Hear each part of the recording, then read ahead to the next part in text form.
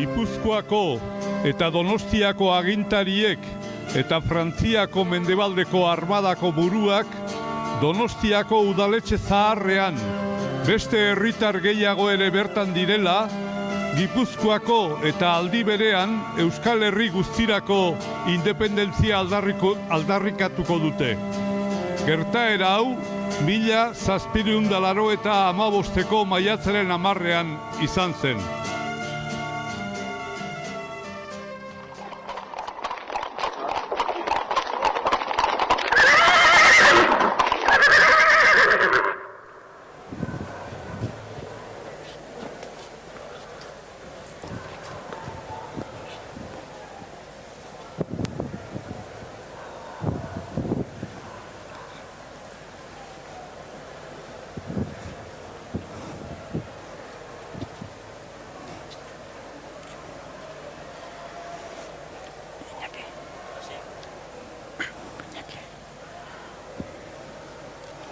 Hemen, udaletxe honetan bildu gara.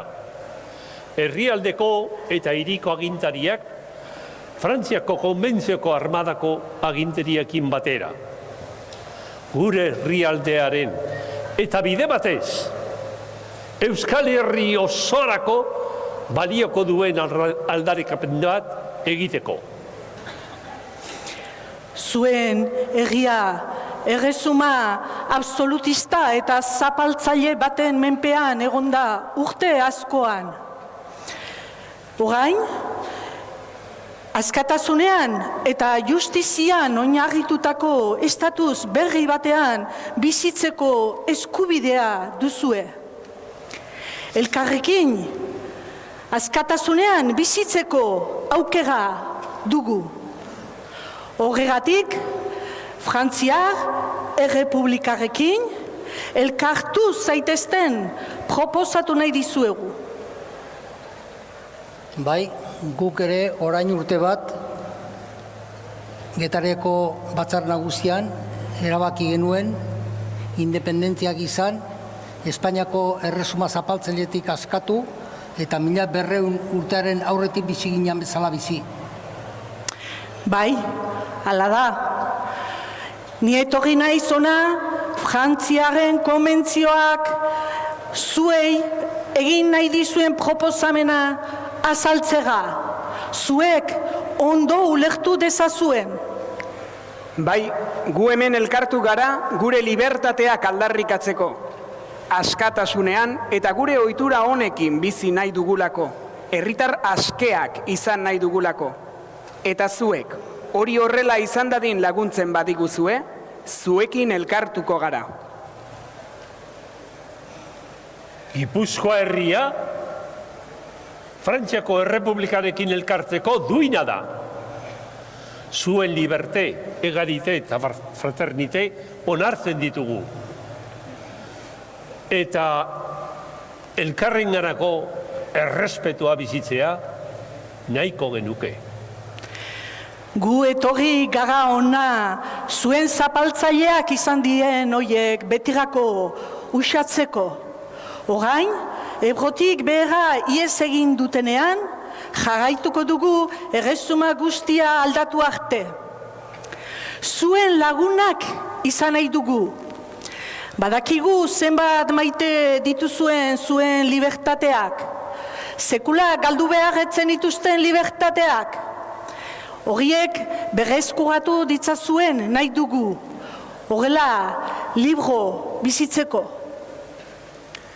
Ni, Donostiako alkatea naizenak, ona etortzeko gonbitea luzatu dizuet. Aldi berean, hiriko giltzak eskaini dizkizuet.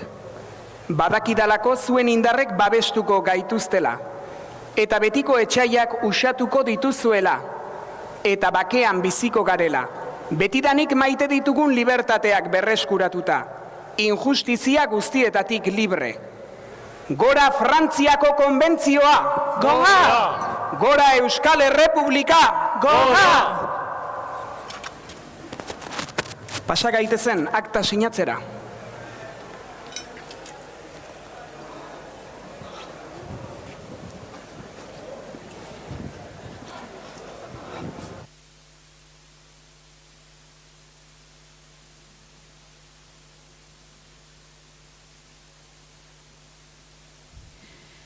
Eguna horrela amaitu zen, denak pozik gudarik etzelako egongo.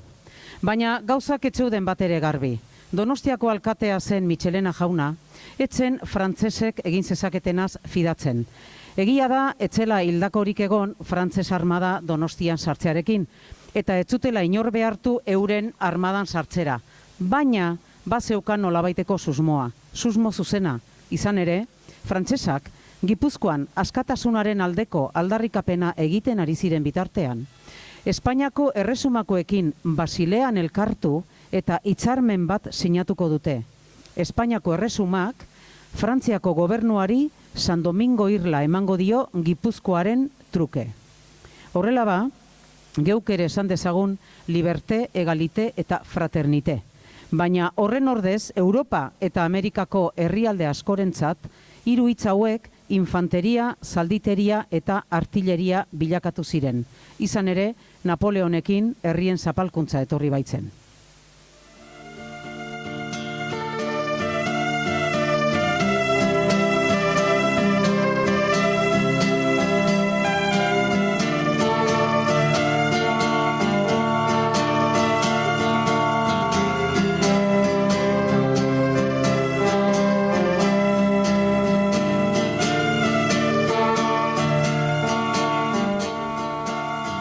Amazortzi urte igaro dira Donostiarrek frantsesei hiriko giltzak eman zizkietela.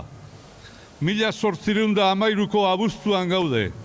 Hiriak 2 hilabete daramatza aliatuek setiaturik. Herritar askok ihes egin du hiritik. Zurmurru beldurgarriak ari dira zabaltzen.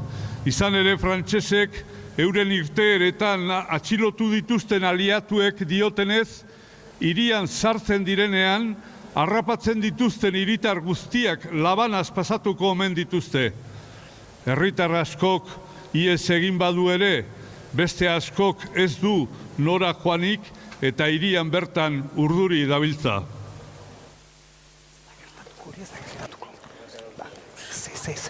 Hori ez da gerra, lasaitu zaitez emakumea. Lasaitu zaitez. Kontu zer hori gabe faltasa da. Lasaitu gaitezen. Lasaitu gaitezen. Guk ez dugu parterik euren gerrarekin. Ez digute ezer egingo, lasaitu gaitezen. Lasai gizona. Lasaitu gaitezen. Bai, osea, Gasteizen ez dutela, ez dute zer. Ez da ezer pasatuko. Mesedez, mediko jauna, nun dago? Nere semia gaxori dago, behartet medikoa, mesedez. A ber, medika seguru hain dela gutxi, norbaitek ikusi aldu medikoa. Jainko maitia, esartuen ba alde egingo koldar horrek. Baina nere seme gaxua ez da bizirikateako, gau hontan hilingo da. Lasaitu zaitez emakumea topatuko dugu nor kartatu zure aurra. Alietuak sartzen dianean, denak garbituko gaituzte. Ea, lasaitu gaitezen. Gasteizen gertatu denaren berri badugu. Han zibilak errespetatu dituzte. Eta euren ondasunak ere bai. Guk ez dugu parterik euren gerrarekin, ez digute ezer egingo. Herritarrei lasai egoteko esango diet. Bai, burruka desatela, frantsesen kontrase, haiei ere aiegate zaio garaia alde egiteko hemendi. Madarikatu fede gaben. Plaza Berrira noa, segituan deituko dut udal osoko bilkura.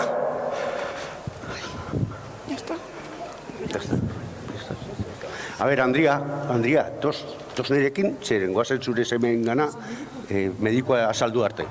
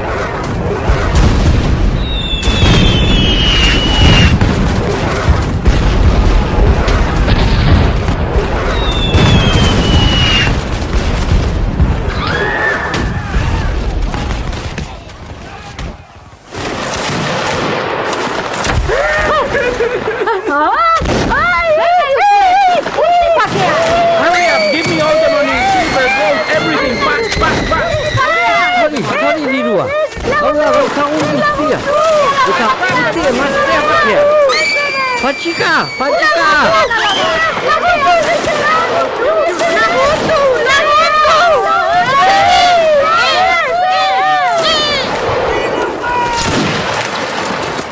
Paz, demoni! Utzi bakean mesedez!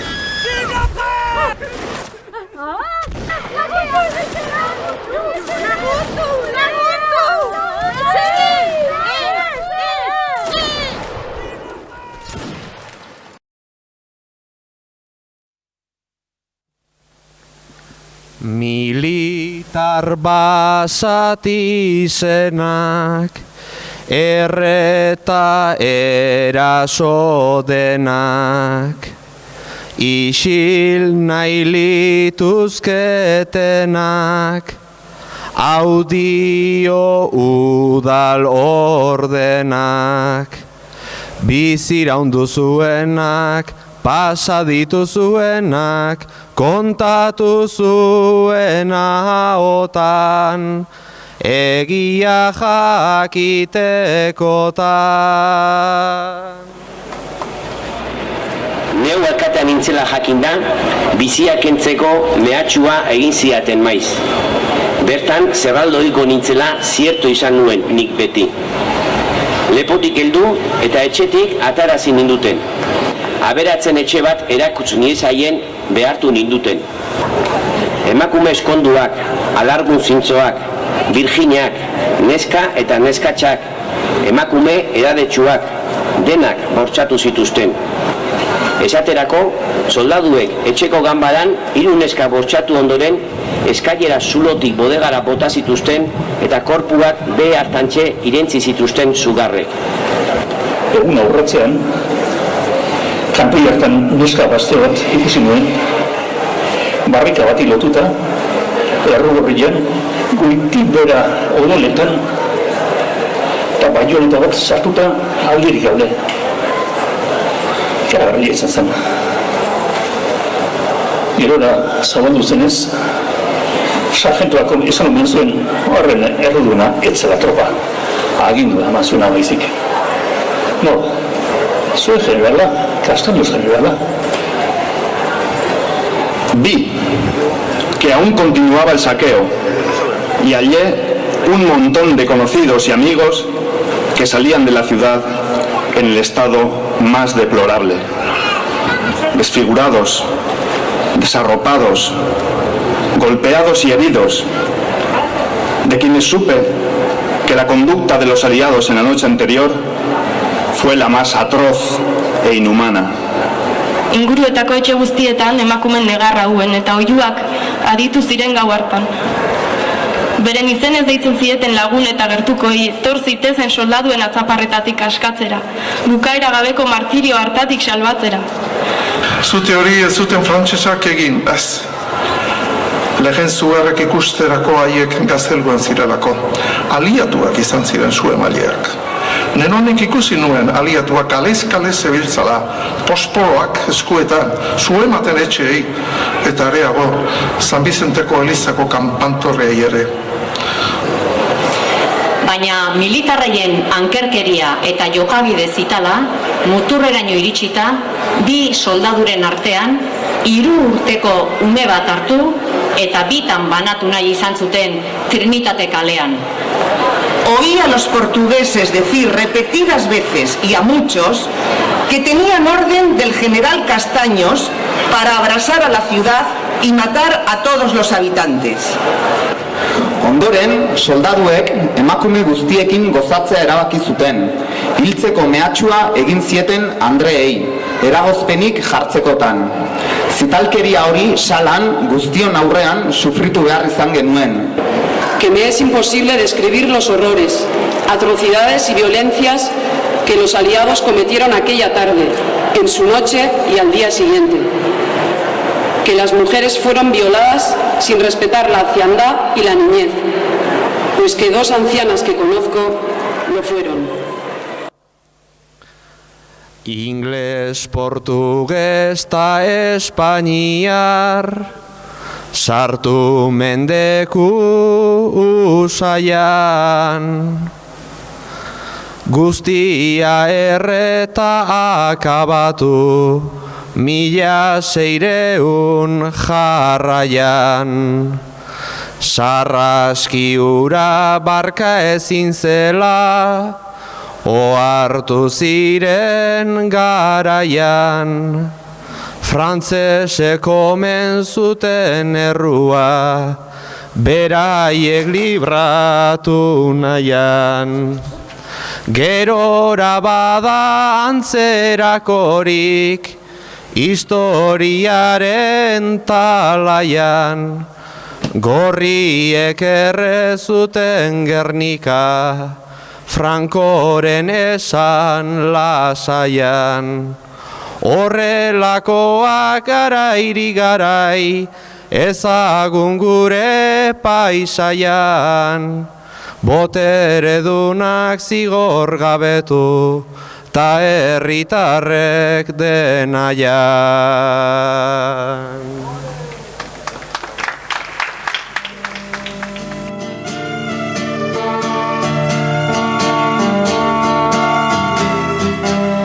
Suntxiketa eta suaren ondorengo egunak dira.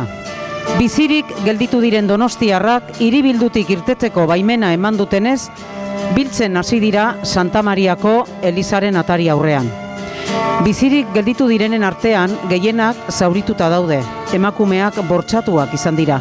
Euren senide askok hili gelditu dira suntxituta eta sutan dauden etxeetan. Elbarriturik daude asko eta asko. Arropa zarpailez jantzirik, ondasunik gabe guztia lapurtu dietelako. Oihuka eta negarrez datoz, suntxitutako herritarrak hiri honetatik bizirik irten nahirik.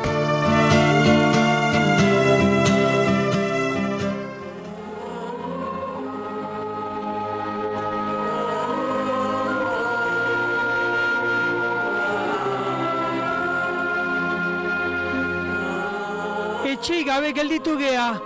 Danak iskali dute! Non dira etxekoak? Non dira nire zinideak? Bakarri nago. Guztiz hilda daude. Sua, kedarra, kea, kiratza. Hene, hau oinazia, hau mina, hau nahi gabia!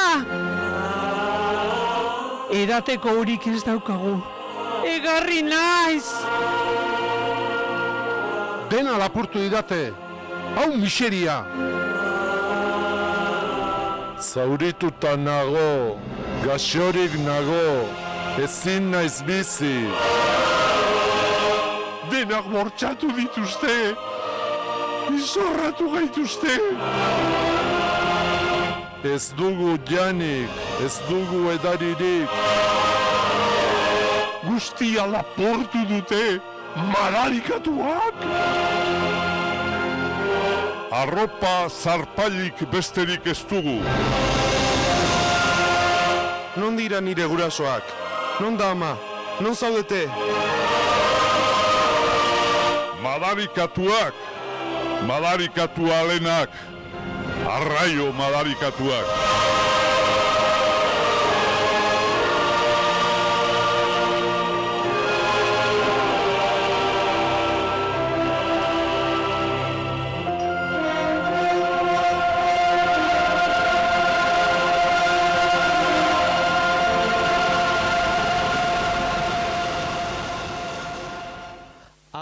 Andreak bortxa, etxeak hautsa, ta gorpuak mila zati. Oiuk arratzen, oi hartzun fina, nondik datorren nork daki. Azken orduan lapurtu iez, egin nahi zuen zenbaiti, baina aldegin zuten horiek, bidegin nahi amets bati. Malkorik malko, nekerik neke, herria nahi zuten jaiki, euren zauria arindu zedin, Donostia berreraiki.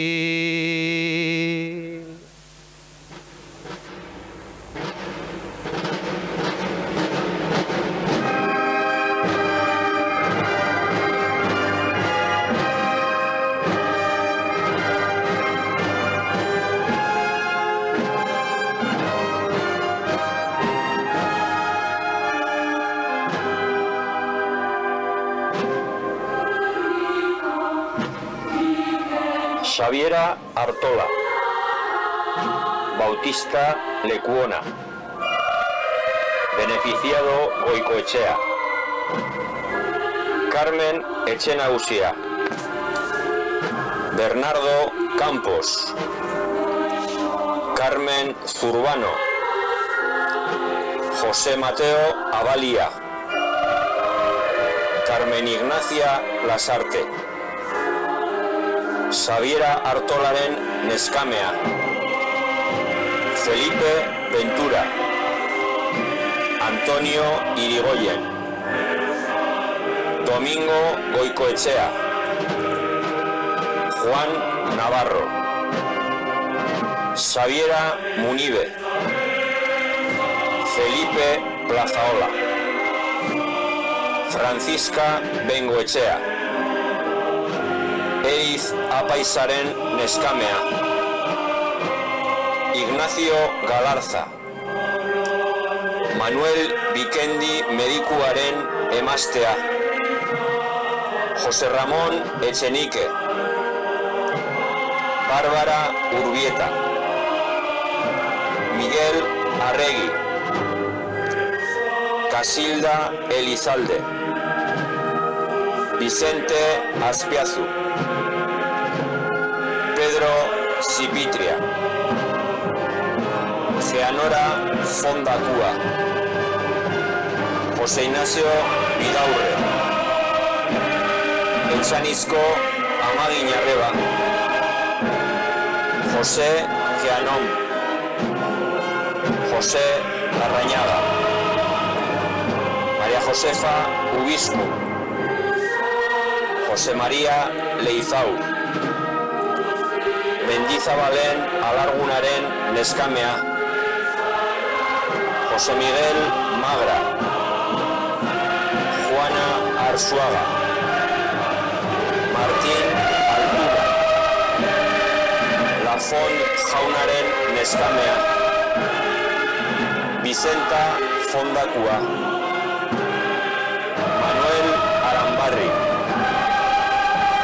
Pedro Ignacio Olañetaren emaztea, Vicente Oianarte, Martín Abrizketaren ama, Etxaniz Eskribauaren Amagin Arreba, Suizo Geanora, Etxeberriaren Alarguna, Claudio Droville, Joaquina Elduayen, Ignacio Gorostidi, Petra Eguiluz, Antonio Arruabarrena, Manuel Joaquín Furundarena, Francisca Zubelzu, Pedro Gregorio Iturbe,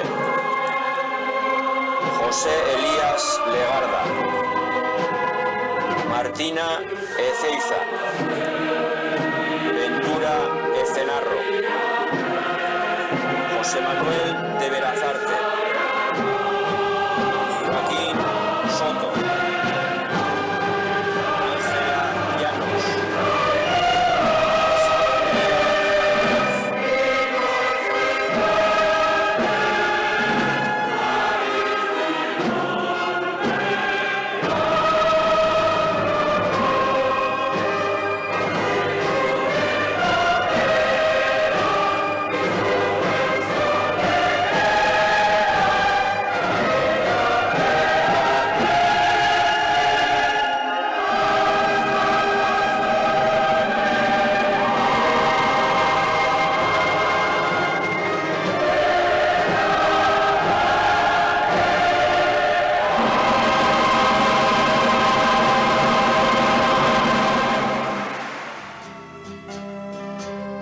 hiria erabat zultzituta zegoen. Hondakinez beteta eta oso jente gutxi bizi zen bertan. 300 lagun baino ez. Hala ere, aliatuek hiria zaintzeko jarri zituzten agintari militarrek hiritar horiek bildu eta Kadizko konstituzioa sinatu zezaten nahi zuten. Hiritarrekin batera, Altza, Zubieta, Igeldo eta Adunako herritarrak ere Donostiaren parte zirenez, bildu zituzten egin nahi zuten ospakizun horretara. Gainera, kargugabeturik eta zigortuta zen Jose Vicente Michelena ere ekarri zuten, bera izan zedin hiritarren ordezkari. Hemen bildu gea mesa santu honetan Hernanik eskainitako 12 kandelai argipean. Izan ere, bizi dugun egoera miserable honetan ez dagola izango argirik inungo kandelarik emango. Agindua eman didate Espainiako agintari militarrek elizkizun honen erdian aipatzeko Kadizen onartutako Korte Generaletan konstituzioai aipatzeko. Esan gure alkate eta zinegotzi berriek zin egin beharko diotela.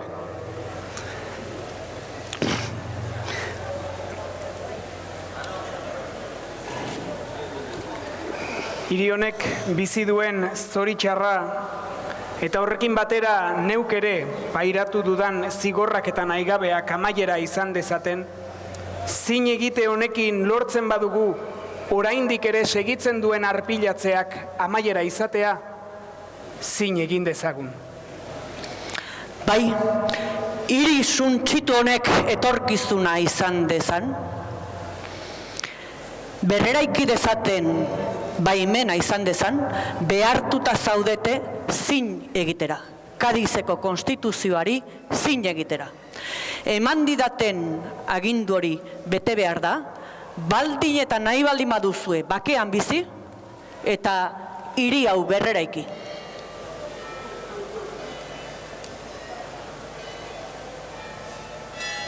Bai, zin egingo dugu konstituzioa. Horrela bada, apaiz jauna, has zaitez irakurtzen, hain onuragarria izango zaizuen Kadizen adostu duten konstituzioa. Badakit, Espainiako agintari handientzako, hain malapartatuak diren zuen foru horiek ezabatuak izango direla. Horrela nahi baitute Kadizen dauden gure agintari handiek. Eta kontuan hartzazue, aldez aurretik, Deban, Gipuzkoako agintariek, Castaños generalaren aginduz, dagoeneko zina egina diotela konstituzio horri. Bai, badakigu gu bezala haiek ere behartuak izan zirela esklabotza mantentzen duen konstituzio horri zin egitera. Ekin diezaiogun bada 1800 eta 12ko martxoaren 19an onartu zuten Kadizeko kortetan konstituzioari zin egiten diogu. Zin egitea amaituta, meza hau amaitutakoan, nahi dut herritar guztiek jakin dezatela guk hemen zer onartua dugun. Herriak jakin dezala zein den gure nahia. Armen plazara joango gara, eta han bildutako guztiei aditzera emango diegu hemen onartu duguna eta zin egin duguna.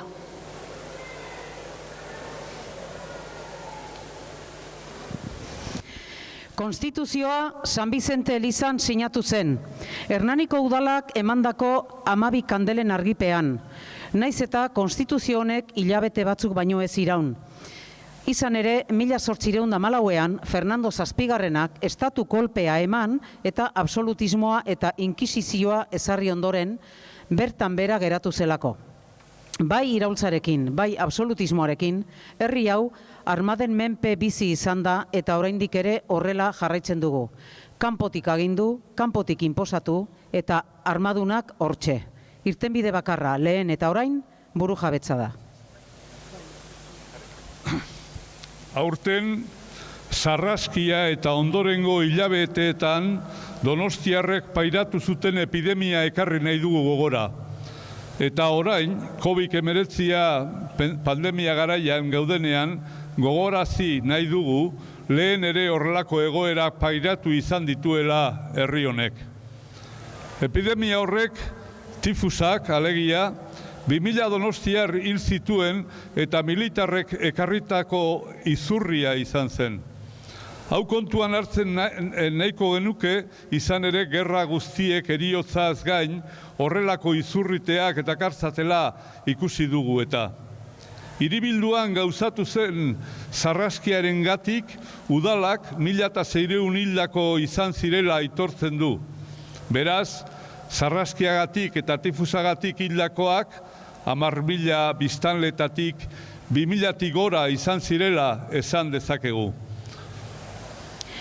Askotan saiatu dira herri hau suntsitzen, baina behin eta berriro altxatu eginda bere sustraiak defendatuz. Dantzatzen duen herria, etorkizuna daukan herri bada.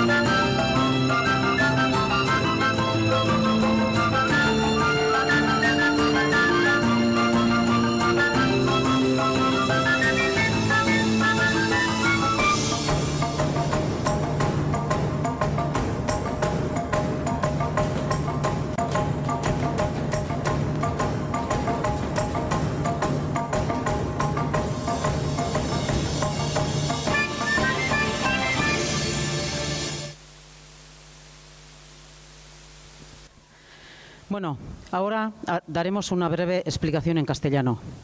Ya sabemos que Donostia se quemó y que tras ese incendio resurgió la Donostia que hoy conocemos. Desgraciadamente esta historia también la escribieron los vencedores y la contaron a su manera. Este relato de medias verdades y muchas mentiras es lo que queremos romper y recuperar lo que realmente vivieron los y las vecinos y vecinas de Donostia en aquellas fechas. En 1794, la Revolución Francesa llegó a nuestro territorio con la intención de expandir los valores de dicha revolución al resto de Europa. Al llegar a Guipúzcoa, sus habitantes no opusieron resistencia y entregaron las llaves de la ciudad a los representantes franceses con la condición de que se respetasen nuestras costumbres y nuestros fueros.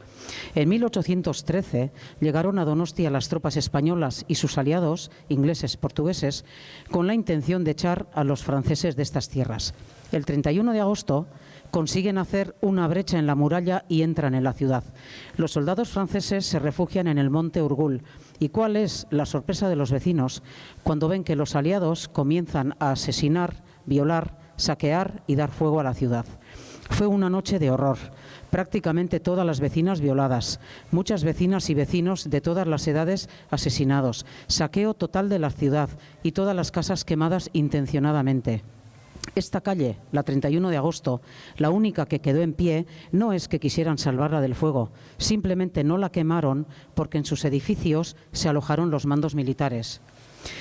Muchos y muchas vecinos y vecinas murieron esa misma noche y muchos más en los días posteriores debido a las heridas y enfermedades. El ayuntamiento hizo un recuento de víctimas de ese día y los posteriores contabilizándose 1.600 muertos.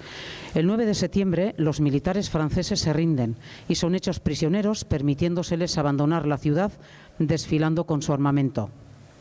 El 19 de septiembre, con la ciudad totalmente derruida y humeante, el mando militar español designado en Donostia reúne en la iglesia de San Vicente al alcalde, anteriormente destituido y juzgado por entregar las llaves de la ciudad a los franceses, y a los vecinos y vecinas para imponer la Constitución de Cádiz, la PEPA, que dejaba sin efecto los fueros. Constitución que pocos meses después quedaría suprimida con la llegada de Fernando VII y su absolutismo. El ayuntamiento tomó declaración a 79 vecinos y vecinas supervivientes de la tragedia para que quedara reflejado el horror que sufrieron los y las donostiarras aquel día. Dicho documento se encuentra en los archivos municipales y está siendo de gran valor para recuperar la memoria de aquella atrocidad. Y en eso llevamos 9 años, dando voz a lo sucedido en San Sebastián aquel 31 de agosto de 1813. Salvando las distancias, hay muchas similitudes que unen lo acontecido en Donostia en 1813 con lo acontecido en Guernica 124 años después. Las dos poblaciones fueron aniquiladas por ejércitos invasores. Los dos ataques se realizaron indiscriminadamente contra la población civil. Tras los ataques, los dos ejércitos culparon a otros de lo sucedido. En Donostia a los franceses y en Guernica a los rojos. Y en las dos ocasiones impusieron algo que la población no quería.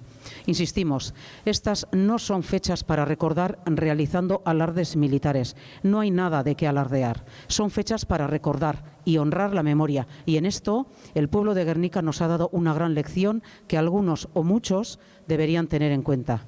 Mila esker denori.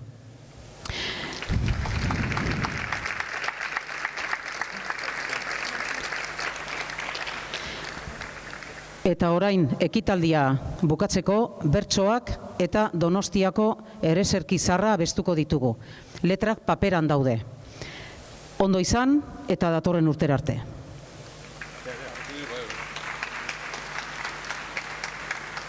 Gipuzkoak nahi zuen independentzia, antxina zen bezala babesle Frantzia. Espainiak ondoren ordena bizia, Donostia zezaten utzi eratxia. Bitxia suntxiketa ospatzeko era, garaipena bailitzan handiki gainera. Udalak behar luke aldatu jarrera, ez da berandu eta jotzeko atzera. Bertakoekin zakar frantsesekin bigun, lekukoak esan da mesede egin zigun. Zenbaitek nahiko luke gera ledin ilun, eskerrak orain askok gehiago dakigun. 1600 denera hildako, gehiena gaixotuak tifusa zengako. Gozeako asko txiro zirelako, ezin da hau ahaztu larria dalako. Donostiak merezi du askoz gehiago, utzitan borrotxak ta begira harago. Noizko hildako haiei behar dutelako, oroigarri duina euskaraz nahiago.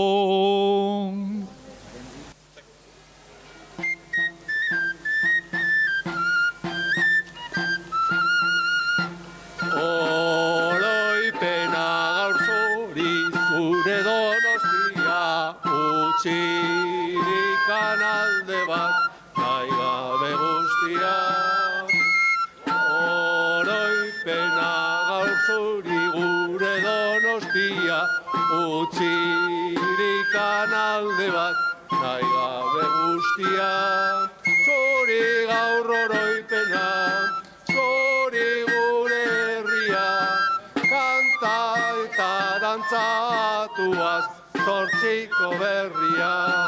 Zuri gaur oroipena, zuri gure herria, kanta eta dantzatuaz zortziko berria. Denok abesteko da,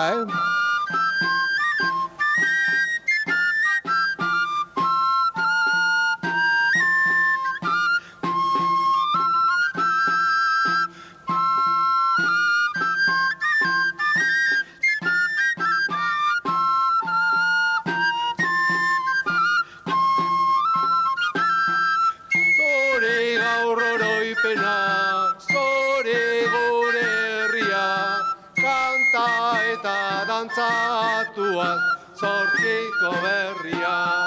Zuri gaur oroipena, zuri gure herria, kanta eta dantzatuaz zortziko berria.